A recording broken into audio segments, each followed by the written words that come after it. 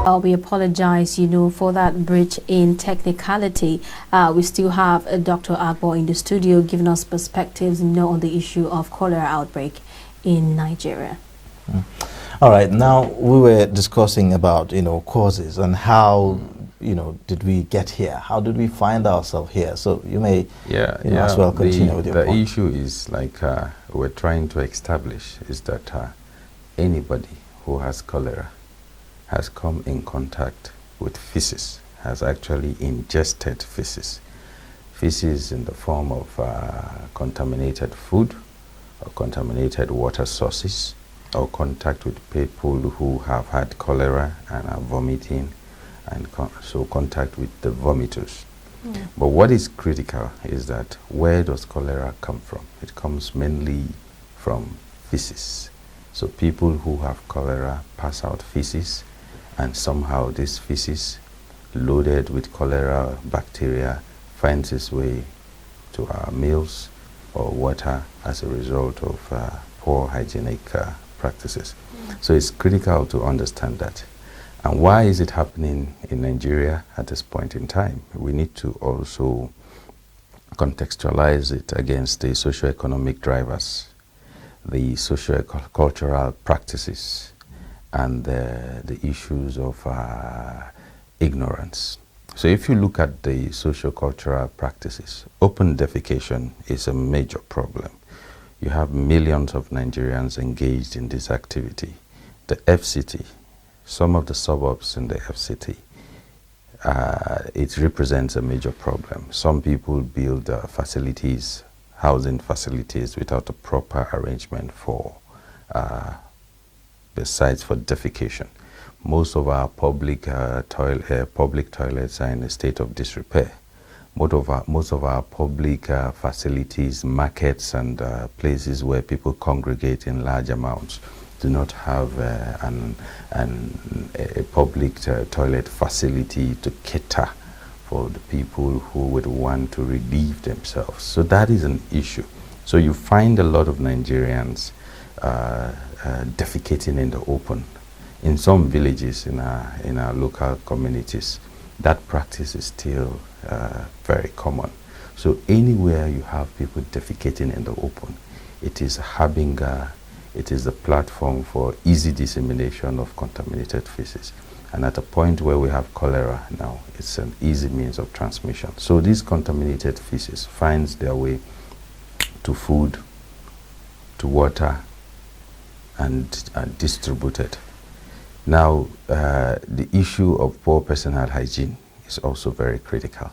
So anybody who has cholera may have drank water that is contaminated.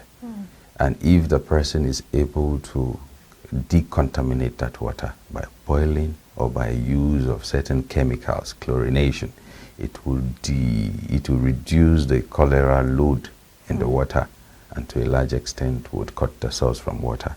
When it comes to food has to do with food preparations. It has to do with hand hygiene, which are also critical. At the public health level, we cannot discuss control of cholera without looking at critically open defecation, which continues to be a major problem. The public health department of the FCT, when I had the privilege to be part of that discussion, it was one of the issues that I found interesting, that oh wow, so we still have this as a major problem. Nigeria is listed almost as #1 in open defecation in the world. That tells you that we have a fertile ground for the transmission of gastrointestinal diseases like cholera and the rest. Okay. Many would say Nigeria has been battling, cholera for decades. Absolutely. And we are still doing that. Yes. Where did we get it wrong? We got it wrong because we do not have the structure in place. So the factors are several. Number one is, as we said, a proper disposal of fecal matter, both in public and in private places.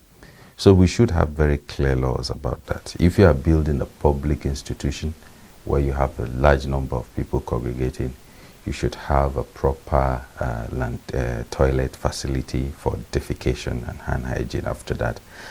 But what we experience is that even in facilities that have these toilet facilities, there is a problem with hygiene, because some people who do not want to use public toilet facilities because they are dirty to a large extent, and some people may just feel more comfortable with even going to the bush where they can defecate. So that's for toilet facilities. The other issue is that we do not have a comprehensive water policy that has been implemented. So in most places, in most rural areas, even in urban areas, we do not have public water works, functional public water works that cater for the water needs of the population. So everybody, most people, have to make arrangements for their own water supply. You have people digging boreholes, you have people going to water water bodies to fetch water, you have people contracting tankers to supply them. Now, if you do that, you cannot control the safety of that water to a large extent. All right. Now, in regards to that, yes, you have communities where, like you mentioned, people rely on boreholes. Absolutely. For their source of drinking water and all of that. Is that safe, given the fact that you have other neighborhoods where people have toilets and soccerways and everywhere? I mean, you've hit the nail at the head. If you have a borehole, there are certain guidelines that you must follow. That borehole must not be within 30 meters of a toilet facilities, an underground toilet facility, because of underwater, surface water contamination. So that's a veritable source. Apart from that, open wells, which are also common, should have leads and should be properly covered. If not, they can serve as a source of contamination. But allow me to retract back a bit to a point you clearly stated, that we have 100,000 suspected cases. Let me embellish that a bit.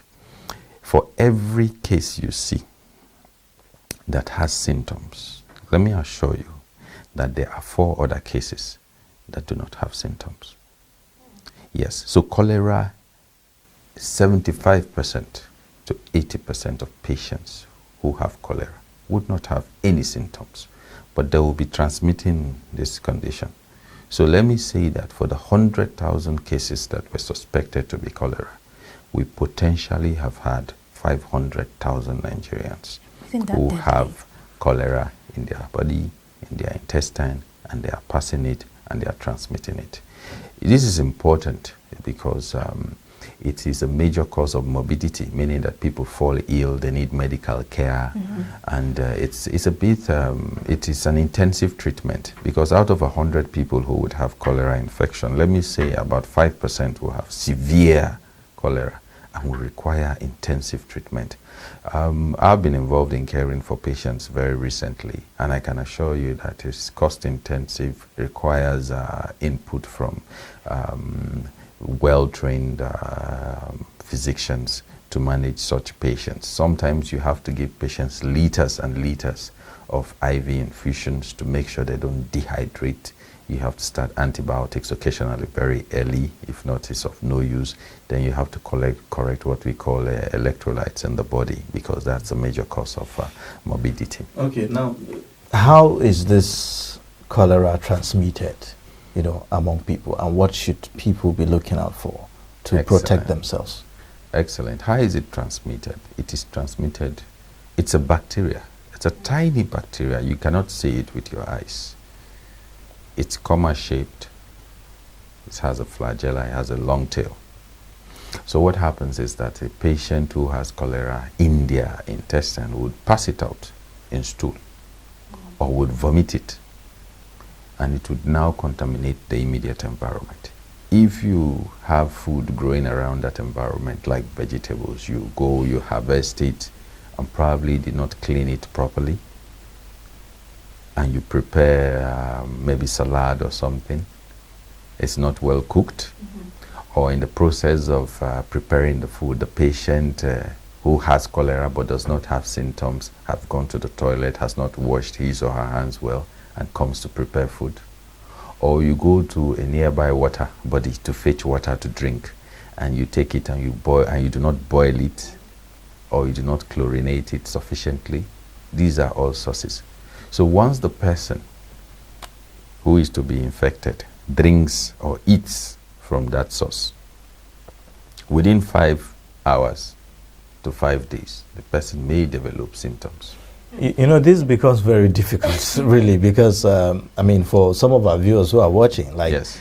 If you go to the market to buy vegetables, yes. there's nothing written on it saying this has absolutely some cholera absolutely. on it. You know, absolutely. So what should Nigerians do, and what should people do? You know, when you go to the market to buy, vegetables and things everybody like that. has a role to play. Since we are talking about prevention, a certain component of prevention.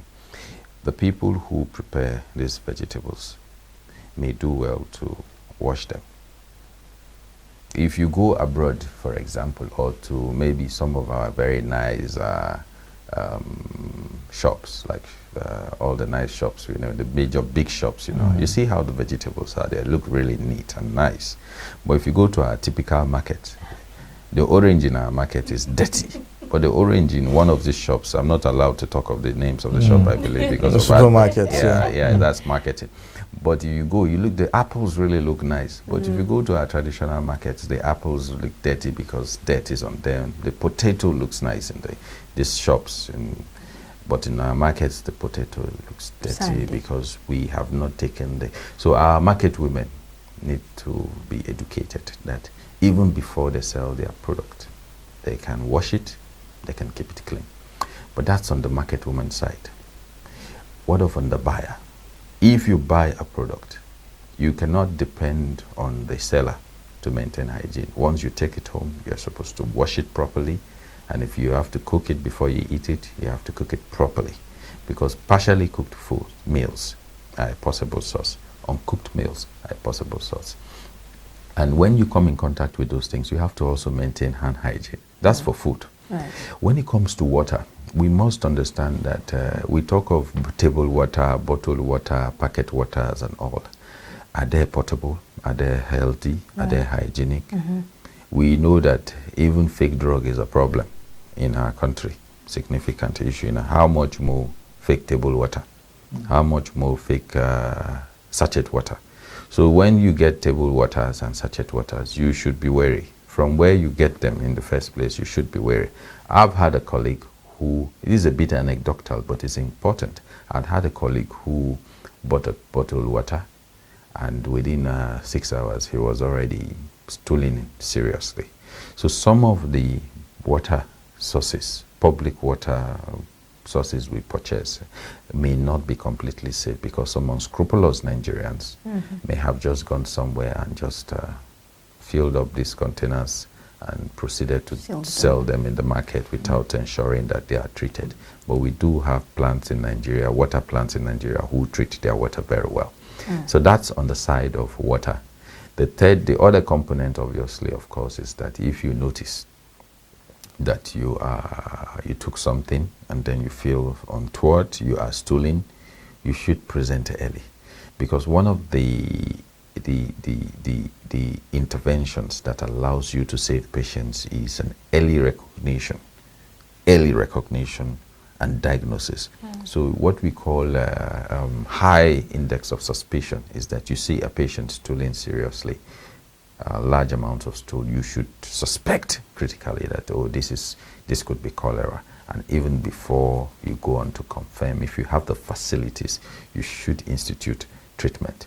Then on the other side, in terms of some form of intervention, on the other side, at the health worker level, health workers, from time to time, you need updates, you need revisions, you need retraining, because when cholera intensity goes down, information awareness about cholera also drops. So during the periods like this, when you have a spike in cases, it behoves on the health institutions, the bodies who are responsible, to organize accessible trainings which will allow for wide dissemination of information to health workers to prepare them for this situation and to say, look, this is cholera, just like a revision. You get with the technology, with the kind of technology we have now, you do not need to organize real-time one-to-one trainings. You could do some training models and share to every health worker who has a phone in their hand, to re-educate them, to retrain them, and to update them on the current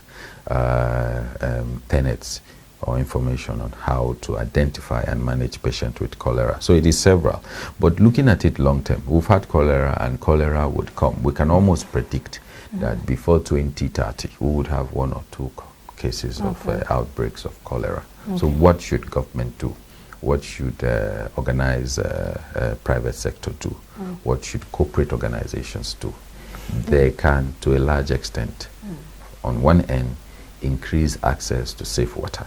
Increasing access to safe water means that government must take deliberate action to provide public waterworks for sizable populations, adapted for them. So you need to do massive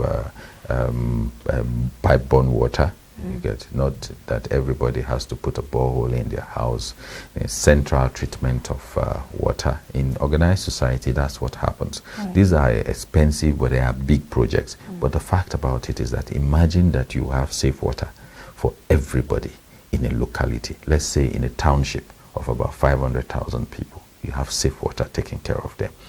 You have already removed waterborne diseases from contamination. Things like cholera, things like typhoid, things like Shigella, things like E. coli, all those infections that are borne, that are transmitted through unsafe water would significantly go down. Access to water would mean that people would be able to maintain hygiene. That would also cut down. So public policy can, on just providing water, safe water, can significantly shift the intensity of certain infections that are. The second thing, obviously, is education. We have in certain localities, education is illiteracy is as much as 60 to 80%. That is significant. An uneducated person is not empowered. He or she may not have. In fact, the lower your literacy level, the higher your chances of getting cholera and dying from cholera. Because if you are illiterate, you would not understand what hand hygiene, you would not even have access to information that are disseminated in English or for targeted mainly on literate people and all that. You may be poor, you may not even have access to medications, access to organized healthcare, access to insurance and all that. So education is critical. We must find a way to reach our people. And how can we reach them in a cost-effective manner? You have mosques in almost every part of this country. Imagine we educate all the imams in all the mosques, and every Friday they pray, they sing, they give their interdictions, their preaching, and then they talk a little about hand hygiene. They talk a little about water safety. They talk a little about food safety. You can imagine how you empower the public. Imagine doing that in all the churches on Sunday. So we have 200 million people. I can almost guarantee you. I think there's a study that showed that over 90% of Nigerians believe in God and belong to a religious body and attend, and over 70 or so attend a religious gathering from time to time. So imagine disseminating that information to 70% of Nigerians. That's 140 million Nigerians. Imagine that half of that number take up this information and put it in practice. That's about 70 million Nigerians. I can guarantee you that a lot of people still do not know what cholera is. When they see people passing water stool, they assume a lot of things and all of that, and what to do. Sometimes there is a component of care we call self-care. First aid and self-care. You do not need to be a doctor to institute self-care, first aid. So if a patient is already stooling seriously, you can just do what the table water, the salt, sugar solution, which is easy to do. And you can start replacing fluid intensively while you transport this patient to the hospital. But these are things that, rather than just wait and say, oh, well, let's wait until we get to the hospital and this patient is stooling large amount of stool, and this patient is progressing from dehydration to severe dehydration and even kidney complications and all of that, increasing the cost and the intensity of care subsequently. You know, I've been meaning to ask this question. Yes, earlier I spoke about, boiling our water, before we consume them. Does boiling water really take away all the germs? I would say it takes away 99% of the germs. Oh. Why do I say that? Because there are certain germs that are encysted. So in toxic environment, these germs they generate a coat around themselves, and somehow you cannot. But I mean, if you take out 99% of the germs, you are mostly home and dry, right, to a large extent. Yes, boiling water is critical. In fact, this is also an anecdotal story. I have a gentleman who I consider like a father. He used to have recurrent abdominal problems, infection and all that. And he found out that, look, I don't eat outside. I take table water. What's going on? So he sorted out his kitchen part. And that was hygiene, did training for his people. He still had that. And then what he started doing was he started boiling table water. And since then, he has not had any yet. So that really tells you that boiling water is critical. In fact, so no matter how clean you may presume the water to be, if you have the opportunity to boil the water, please boil it. If you boil it, there would be no opportunity for guesswork. There will be no maybe not. You would have eliminated that chance. There's also an interesting science called photodisinfection. So photodisinfection is something that is practiced in certain parts of Southern Africa. You put your water in a transparent bottle and you keep it in the sun for a couple of hours, 6 to 8 hours. That under the sun has the capacity to disinfect the water. So it cuts down the viral load. If there's a viral infection, it cuts down the bacterial load. But again, that is not something that is very commonly practiced because it's not an information that is out there and all that. And it requires some cooperation where, imagine fetching water and keeping under the sun for 8 hours. Some people, you would need to explain that properly to them. For them to sounds insane. Yeah, so you need to explain that properly. So these are all options and possibilities. But in terms of cholera, if everybody was able to dispose of their feces in a safe manner, there will be no cholera. Now, let's briefly, in 1 minute, talk about that. I think about a week ago or so, we had an officer from the Environmental Officers Registration Council, talking about the implementation of some of the laws that we have around, these environmental issues. Do you think that we have a problem with the law, or with the problem is with implementation and making sure that those found wanting, like people engaging in open defecation, have some kind of consequences? I think the law that is actually being practiced or being implemented, or that is in place right now, is a beta cake. I do not have the full information, but I'm aware that even the fines are at the pre-colonial level. Imagine open defecation and they're asking you to pay fines of a few hundreds. It should be reviewed. And I'm sure that, yes, the Environmental Council people, they are working on a law to update it and then pass it on, probably as a bill, and then it gets to an act level. That requires some readjustment, recalibration. I know there's a deficit there. But however, above and beyond that, even the present law, as deficient as it is, as outdated as it is not being implemented. Not really a fault of anybody in particular, but the whole fact that the recruitment, they do not have the manpower.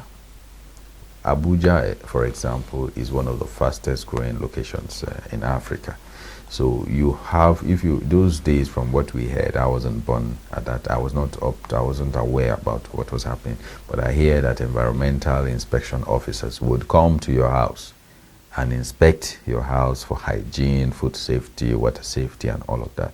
I don't think I've experienced that. You don't have that. You don't see not that. even at intervals. Yeah, I mean, so that is definitely an issue.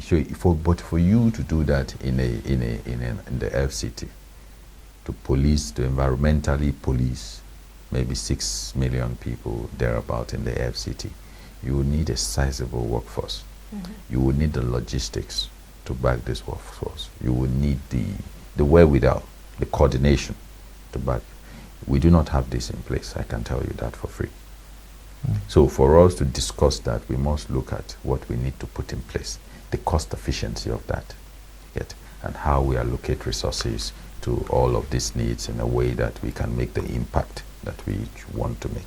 Okay, well, thank you so much for coming on the program this morning. It's a pleasure. We hope to have you next time. Absolutely. All right. We've been speaking with Dr. Abo Ebuta. He is a medical practitioner, and very, very interesting issues there you raised with us. And for our viewers, I hope that you've learned a thing or two, in this discussion.